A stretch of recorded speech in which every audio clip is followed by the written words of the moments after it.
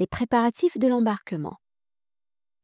À la tombée de la nuit, l'embarquement des vivres et des munitions vient juste de commencer quand Martel envoie un messager à Gadan pour lui signifier qu'après réflexion, il ne peut rembarquer les troupes sans une décharge écrite du général en chef.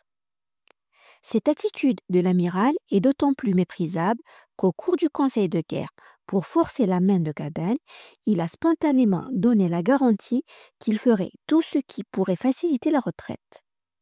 Furieux, Gadagne fait répondre à l'amiral qu'il n'a garde de fournir cette décharge puisque c'est forcé par l'armée qu'il a accepté de se retirer.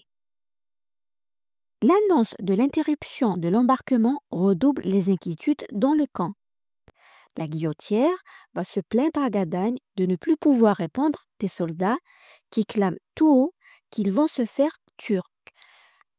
Si Gadagne s'obstine à ne pas satisfaire à la demande de Martel, il sera cause, lui affirme la guillotière, de la perte des meilleures troupes du royaume sans que le roi en tire le moindre avantage.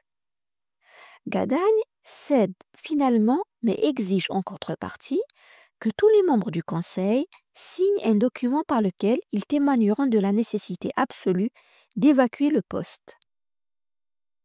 Les officiers se réunissent à l'exception de Martel, qui est retourné à bord du vaisseau amiral. Tous, sauf Gadagne, acceptent sans hésitation aucune d'apposer leur signature sur une simple feuille de papier, où a été griffonnée en hâte la courte mais émouvante déclaration suivante.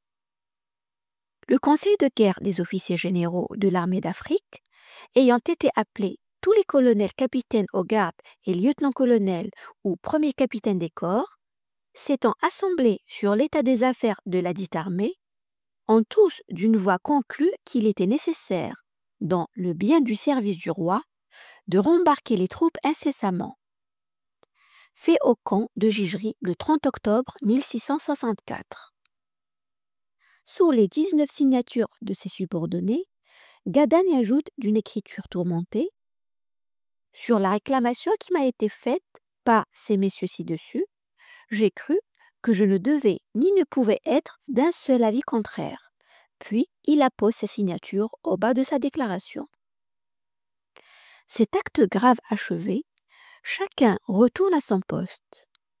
Depuis le Dauphin, de Martel donne l'ordre de reprendre les opérations d'embarquement.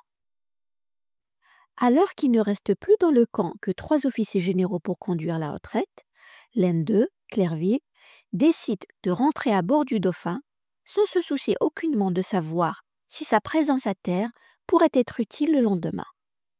La nuit tombée, on est heureusement soulagé de voir revenir les 2 navires qui avaient appareillé le matin pour la Sardaigne, mais que la chaloupe, partie à leur recherche, a réussi à rejoindre.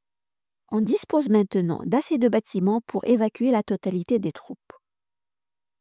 Les déserteurs.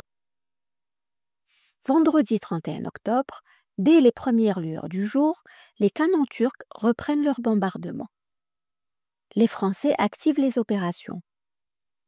Ils commencent à embarquer les malades, puis les valets des officiers avec leurs encombrants bagages. Malgré les précédentes évacuations, plus de 700 malades et blessés sont encore entassés dans les baraques qui servent d'hôpital. Une soixantaine d'entre eux, jugés intransportables, devront être abandonnés sur place. Les capitaines de vaisseaux se réunissent pour se répartir les troupes à embarquer sur leurs navires. Mais, constatant qu'à bord, l'eau et les biscuits vont manquer pour un si grand nombre d'hommes, ils demandent à Gadagne de différer le départ au lendemain.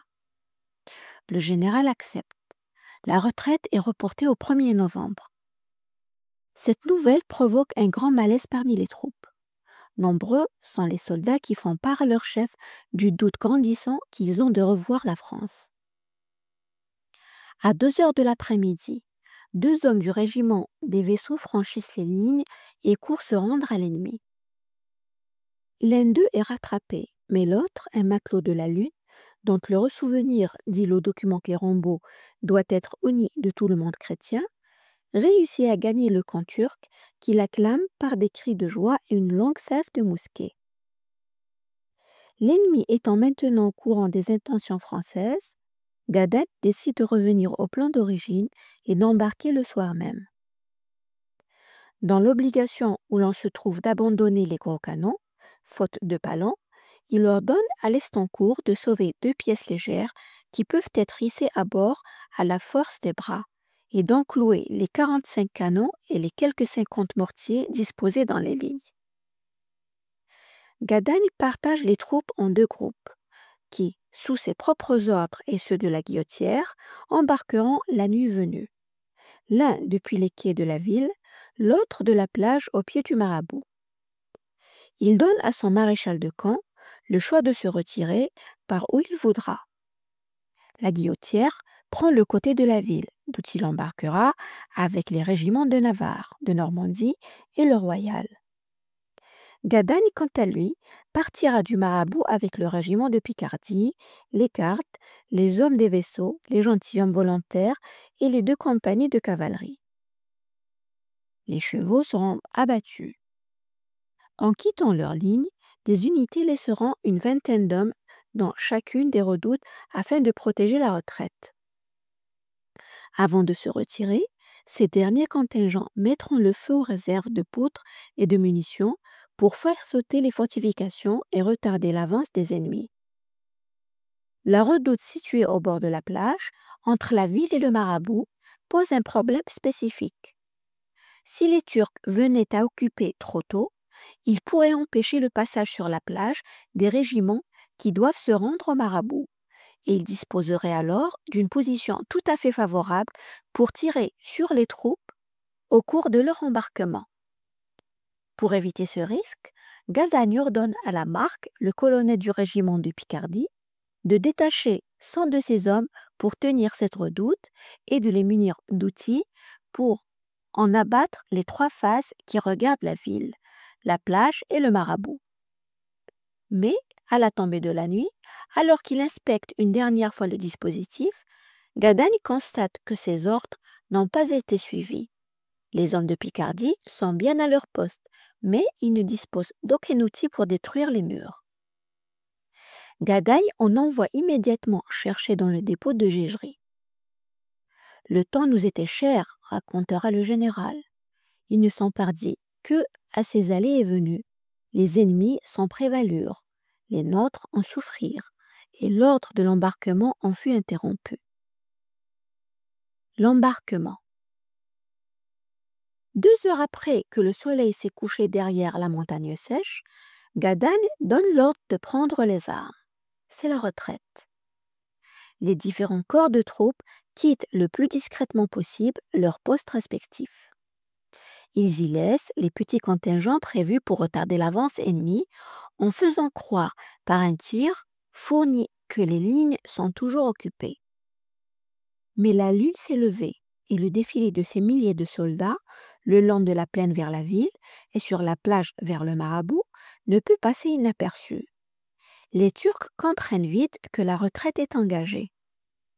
Bombardements et mousquetades redoublent immédiatement d'intensité.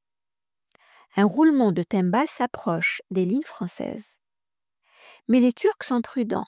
Ils craignent des embuscades, l'explosion de mines et ces redoutables grenades qui firent tant de ravages parmi eux lors des combats précédents. De temps à autre, une déflagration signale l'explosion d'un ouvrage que les Français viennent d'évacuer.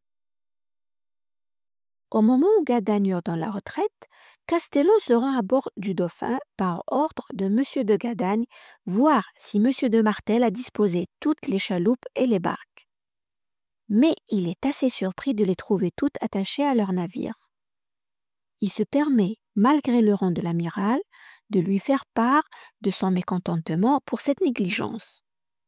Pour attraper sa bévue, Martel met une chaloupe avec 3 volontaires à la disposition de Castellon, qui va lui-même donner l'ordre à toutes les embarcations de rejoindre au plus vite les emplacements qu'il leur a désignés à terre. À 10 heures du soir, sous un feu intense, les premières chaloupes accostent sur la plage. Mais les ordres ont mal été compris ou mal exécutés. Les 8 embarcations disponibles sont toutes au marabout. Aucune ne s'est rendue à Gigery. Sans perdre de temps, Gadan fait embarquer les premières compagnies de Picardie. À leur retour, 4 chaloupes iront cette fois vers la ville pour commencer l'évacuation des régiments qui s'y trouvent. À minuit, l'inquiétude grandit sur la plage. Les embarcations ne sont toujours pas de retour. La faute en est, cette fois-ci encore, à Martel. Les canons turcs ont allongé leurs tirs. Quelques projectiles sont tombés dans l'eau entre les bâtiments de l'escadre.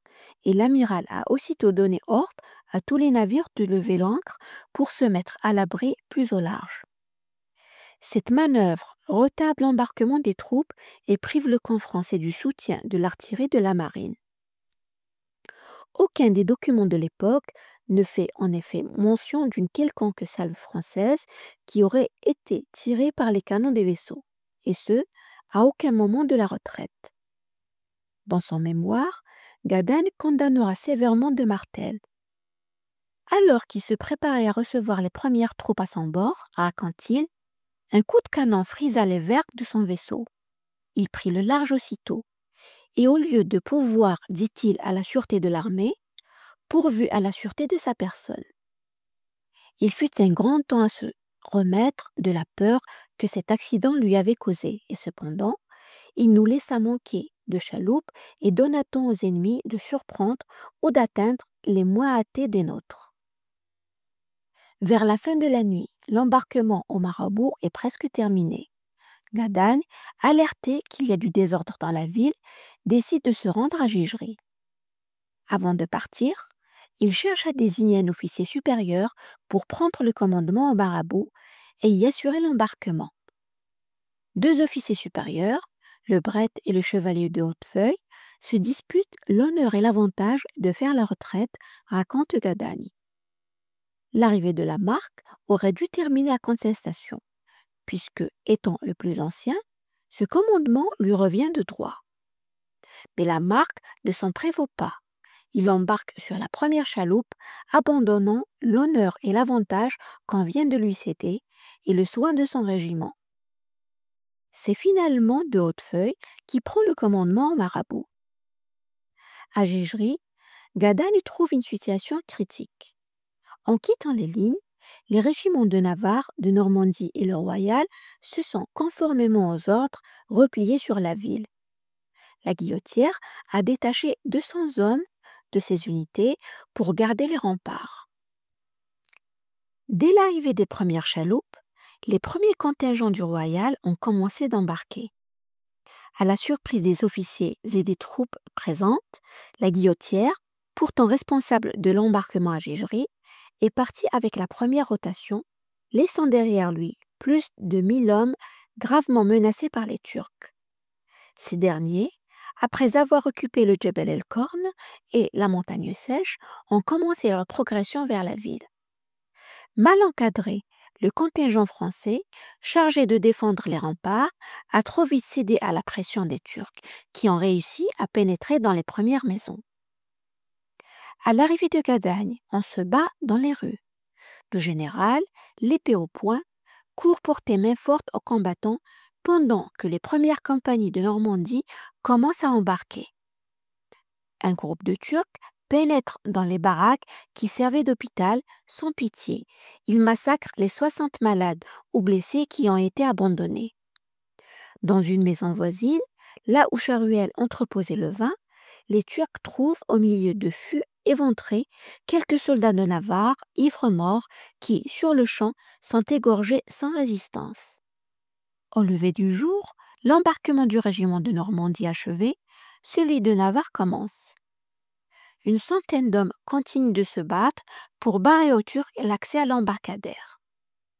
Finalement submergés par le nombre des assaillants, les malheureux se replient et courent vers le port, que les premières décharges des mousquets atteignent déjà.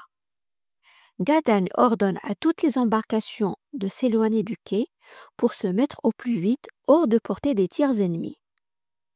Une soixantaine de soldats restés à terre se jettent à l'eau.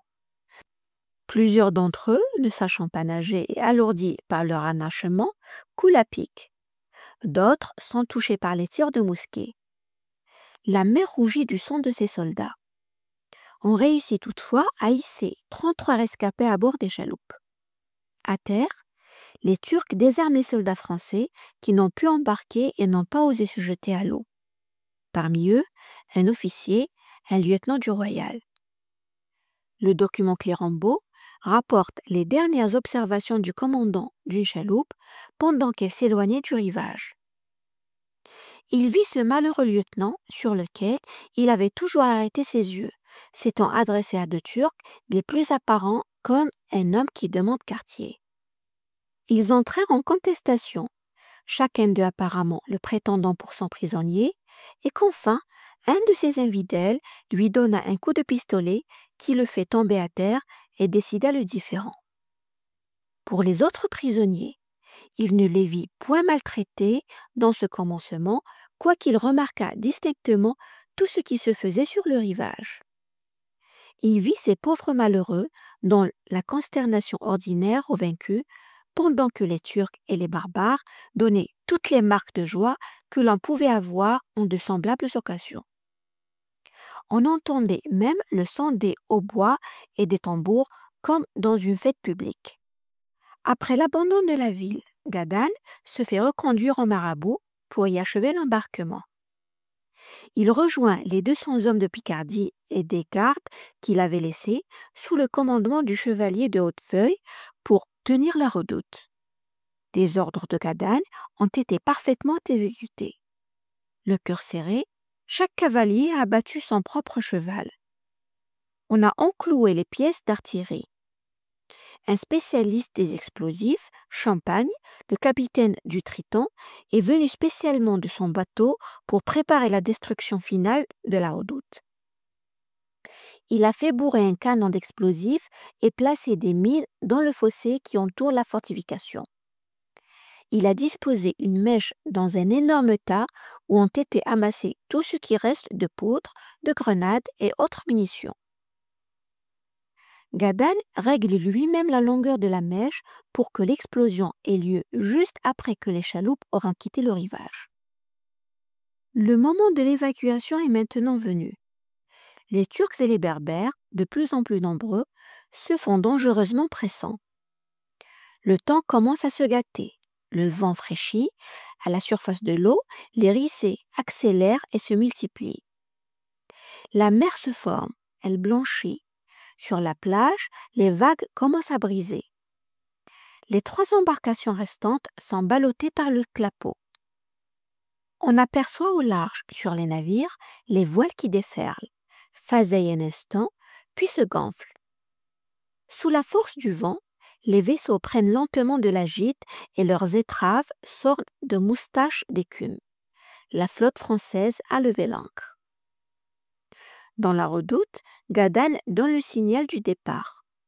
30 hommes sous le commandement d'un sergent resteront encore un instant pour protéger la retraite de la petite garnison. Sous la conduite du général, les hommes s'élancent hors des murs, courent sur la plage et se jettent dans 2 chaloupes qui s'éloignent aussitôt du rivage. Pour évacuer les derniers hommes qui résistent dans la redoute, il ne reste au bord de la plage qu'une seule embarcation, sous la protection de quelques soldats et de 2 gentilshommes, le chevalier de Saint-Germain et monsieur de Codogny. Au Marabout, le sergent allume la mèche. Ces hommes tirent une dernière salve contre les Turcs qui montent à l'assaut. Puis, abandonnant la redoute, ils se précipitent vers la chaloupe. Au même instant, 80 soldats de Picardie, qui avaient réussi à s'échapper de Gigery par le rivage, jaillissent de derrière des rochers où ils s'étaient cachés et courent eux aussi vers la mer. Les Turcs envahissent la plage. Les Français tentent en vain de déséchouer la chaloupe où s'entassent une centaine d'hommes. Pour protéger la manœuvre, Saint-Germain et Codogny, accompagnés de 3 soldats, sautent à terre. Codogny, aussitôt touché à la cuisse d'un coup de mousquet, s'effondre au bord de l'eau. Suivi de ses 3 compagnons, Saint-Germain, l'épée à la main, se jette avec furie contre les premiers Turcs, en tue 2 de sa main et casse les lances des ennemis. Voyant la chaloupe s'éloigner enfin du rivage, il rompt l'engagement et se jette à la nage avec les 20 derniers soldats qui n'ont pu embarquer. Les mousquetaires turcs s'alignent alors sur la plage et, comme à l'exercice, tirent sur ces cibles ballottées dans les déferlantes. Gaden fait aussitôt revenir sa chaloupe vers le rivage pour secourir ces malheureux. Plusieurs hommes à bord sont blessés par les tirs ennemis, mais 14 nageurs sont sauvés de la noyade. Saint-Germain, le plus éloigné, est touché à 2 reprises. Les forces lui manquent. Dans un dernier élan, il réussit à tendre les bras vers l'embarcation qui s'approche. On agrippe sa main, on le hisse lentement hors de l'eau, mais une nouvelle décharge de mousquet l'atteint cette fois-ci en pleine tête. Le chevalier expire dans les bras de Gaden. On souque ferme à bord des 3 chaloupes pour prendre enfin le large. Tous les regards sont tournés vers le marabout, lorsqu'une terrible déflagration soulève les murs de la redoute dans une gerbe de feu, de sable et de débris, expédiant dans les airs en même temps que les pierres les corps de nombreux Turcs. Le bruit fut si épouvantable, raconte Pélisson, que les chevaux de notre armée, que l'on voyait étendus sur le rivage et qu'on croyait morts d'autant de coups de pistolet que leur propre maître leur avait tirés, rassemblant un reste de vigueur et de vie, se levèrent en sursaut pour aller retomber un peu plus loin dans le camp. La poussière se dissipe lentement sur les ruines. Au vacarme de l'ultime combat succède un silence pesant qui met un point final à cette douloureuse première aventure guerrière du jeune roi de France. Plusieurs heures seront nécessaires aux 3 chaloupes pour rejoindre l'escadre. À leur bord, on se tait. Les soldats songent déjà aux joies de leur retour. Ils cherchent déjà à oublier ces 3 mois de souffrance inutiles. Gadel, quant à lui, contemple une dernière fois cette terre africaine où il avait rêvé d'honorer encore les armes de son roi. Torturé de regrets, il ne veut plus refouler ses rancœurs. Il lui préférait perdre la vie en combattant que de conduire cette humiliante retraite. Mais la conviction de n'avoir en rien négligé son devoir l'apaise. Il s'est battu jusqu'à la fin. Il a tout fait pour sauver le plus possible de ses hommes. Il a embarqué le dernier. Pour lui, la lutte n'est pas finie. Il sait que les plus lâches, les plus vils, vont tenter maintenant de le rendre responsable du désastre. Il est fier, tenace. Il luttera maintenant pour la défense de son honneur.